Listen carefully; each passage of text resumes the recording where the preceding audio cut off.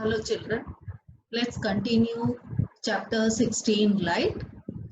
Before we continue our chapter, let's have a quick recap of light, whatever we have learned in the last session.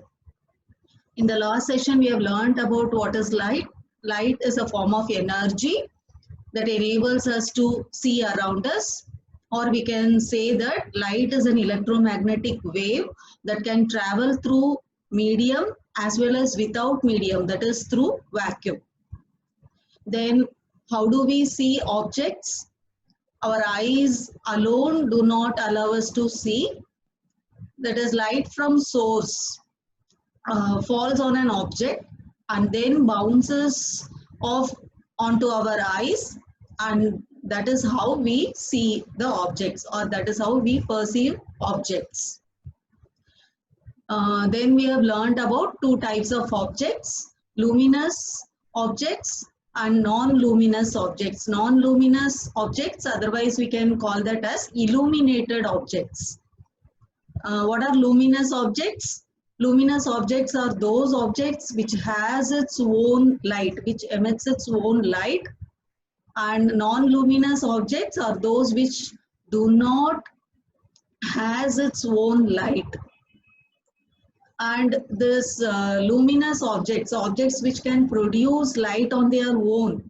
Example, tube light, bulb, sun, stars, candle, then when wood is burnt, that flame. So these are all examples of luminous objects. And non-luminous objects, that is illuminated objects, objects that do not produce light on their own, but they reflect the light that falls upon them, are called as illuminated object. Example, moon. Then when light falls on any surface, any one of the phenomenon takes place, like light falling on the surface, either they may get absorbed, what we call that as absorption, or light falling on the surface may pass through the surface, like through glass. When light falls on glass, if it falls on clear glass, all the light can easily pass through it. This is transmission. And light, when the light falls through tinted glass, some of the light will pass through it. So this, on the basis of this, we can call that as when light falling on the surface, they may pass through the surface. Or sometimes light falling on the surface of some objects, they bounce back. What is that bouncing back? That is bouncing back of light rays on striking the surface, what we call that as reflection. So what is reflection? Reflection is nothing but the bouncing back of light rays on the striking the surface. So this, which are the objects that reflect the light? The object should have shiny surface, object should have polished surface, or object should have smooth surface. So these are the characteristics of best reflector. That is, best the object which can reflect should have shiny surface or polished surface, or it should have smooth surface. For example, if you see, silver metal is the best reflector. That is, we can, this plain glass, when it is coated with silver on one side, silver coating, it makes the glass into a plain mirror. So silver, because silver metal is the best reflector. And what happens when light falls on a mirror? So when a light falls on a mirror, it gets reflected back. That is, we know that light is a form of energy, and because of which we can see objects, and lights can be called as radiation. Radiation of light, that is emitted, reflected, or absorbed by different objects. So just now we have seen what any one of the this may happen when light falls on object. Either it may be emitted, or get reflected, or get absorbed. And a mirror, if you take, it is a glass having a shiny surface. Just now I told, a mirror, a glass, when it is coated with silver, thin coating of silver, it gets converted into mirror. And when a light falls on a mirror, what happens? It gets reflected back, because the best reflector should have a shiny surface. So if light falls on a mirror, it gets reflected back, and hence a mirror changes the direction of light that falls upon it. And thus now we will continue. So this reflection of light, what are the laws of reflection of light? So now we are going to learn about laws of reflection. So before that, we'll learn what is reflection of light. That is, when the light strikes the surface, it gets bounced back. This bouncing back of light rays, what we call that as reflection. Here in the figure, you can see that incoming light, that is the light falls on a surface of the mirror. And this light, when it falls, a ray, we call that as beam of light. The light rays together, what we call that as beam of light. Beam, we use the word beam, beam of light. When the light rays falls on the surface of a mirror, this beam of light, what we call that as incident ray, incoming light, what we call that as incident ray. And the point where it strikes the surface, we call that as point of incidence. And after it strikes the mirror, it gets reflected back. So this ray, what we call that as reflected rays or reflected light. And so what are the terms we have learned till now? Incident ray, that is the ray that strikes the surface. And what is point of incidence? The point at which the incident ray strikes the surface is called as point of incidence. And what is reflected ray? The light rays that bounces back on the striking surface is called as reflected ray. And if you draw a perpendicular line between this incident ray and reflected ray, we call that as normal ray. So children, incident ray, the ray of light that falls on the surface is called incident ray. Reflected ray, the ray of light that gets reflected back from the surface after getting incident, after it strikes the surface, is called as reflected ray. And what is normal? Normal is a just imaginary line, perpendicular line that is drawn to the reflecting surface at the point of incidence, or you can tell at the point where the incident ray strikes the surface is called as normal. And you have, now we will be having angle, one angle, the angle of incidence. That is the angle between the incident ray and the normal forms angle of incidence. The same way, the angle between the reflected ray and the normal, it forms angle of reflection. So if you tell for an incident ray, there is always one reflected ray. So now after striking the mirror, the ray of light is reflected in another direction. And the light ray which strikes the surface is called as incident ray. And the ray that comes back from the surface after reflection is known as reflected ray.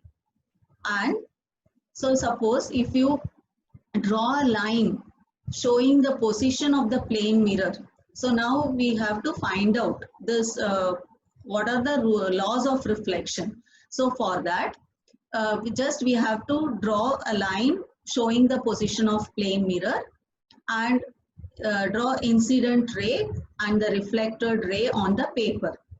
And now remove the mirror. In last session, we have learnt about one activity, isn't it? By keeping a comb and by passing the light through the comb, in only middle portion of the comb is kept open.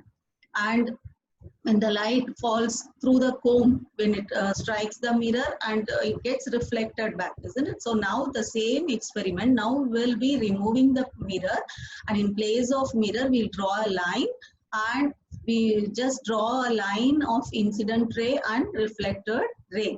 Now draw a line making angle of 90 degree, that is perpendicular line where the incident ray strikes the surface. That is a point of incidence. The incident, what is point of incidence? The point at which the incident ray strikes the surface of the mirror is called as point of incidence. In this at this point we have to draw a perpendicular line. So this line, what we call that as normal, isn't it, to the reflecting surface. So now we have two angles.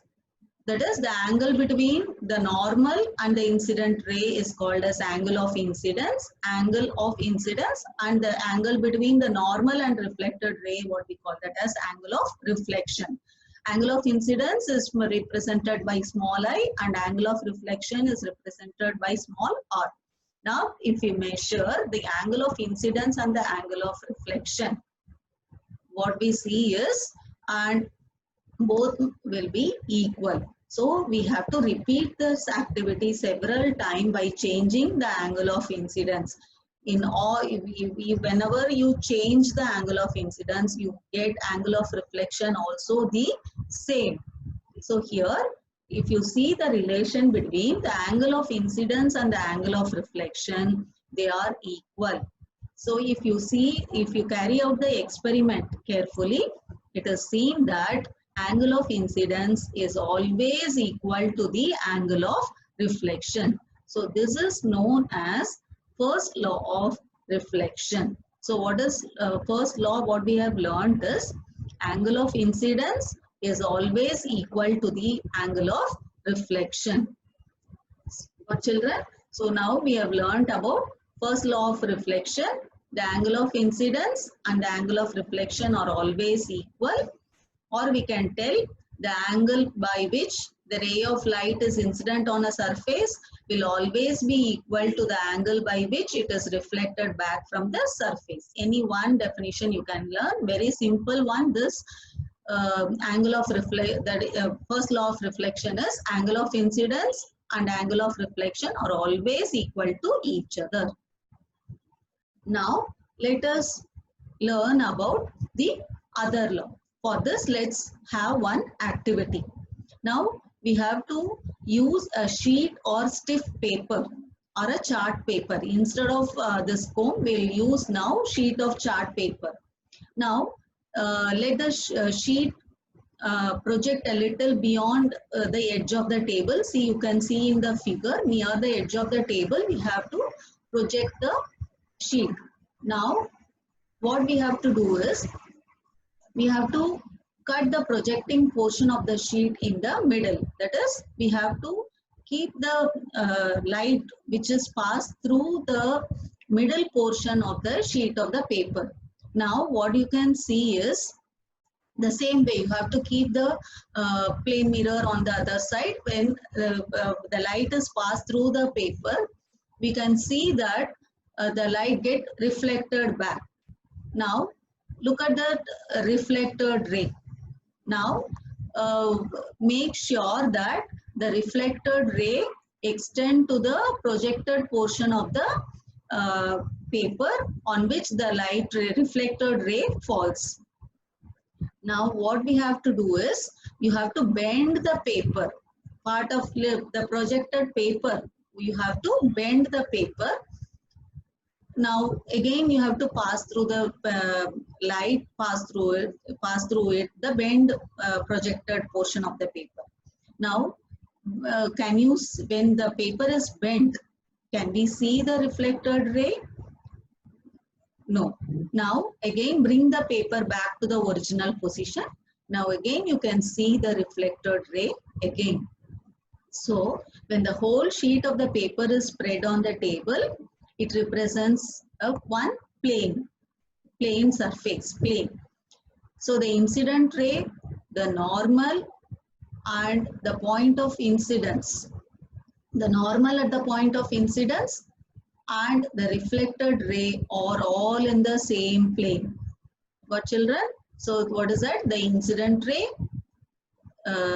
point, the normal, where what is normal? The perpendicular line which is drawn through the point of incidence is called as normal. So the incident ray, the normal and the reflected ray are all in the same plane. When we bend the paper, what we do, we create a plane different from the plane in which the incident ray and the normal lie. isn't it? That is why we do not see the reflected ray. So from this activity, we can understand that incident ray, the normal and the reflected ray are all lie in the same plane. This is second law of reflection. So when the paper is bent, what happened? The incident ray and the normal will be in one plane and the reflected ray will be in the other plane. So we cannot see the reflected ray. When the projected paper is straight, means all three, that is the incident ray, normal and the reflected ray all lie in the same plane. So this is called as second law of reflection. That is the incident ray, reflected ray and the normal are on the same plane. So children, till now we have learned about two laws of reflection. That is, first law of reflection is angle of incidence is equal to the angle of reflection. And second law states that incident ray, reflected ray and the normal. Well, what is normal? Normal drawn at the point of incidence to the reflecting surface. All three lie in the same plane. Okay children, we'll end this session now. We'll continue about the light in a detailed manner in the next session. Thank you.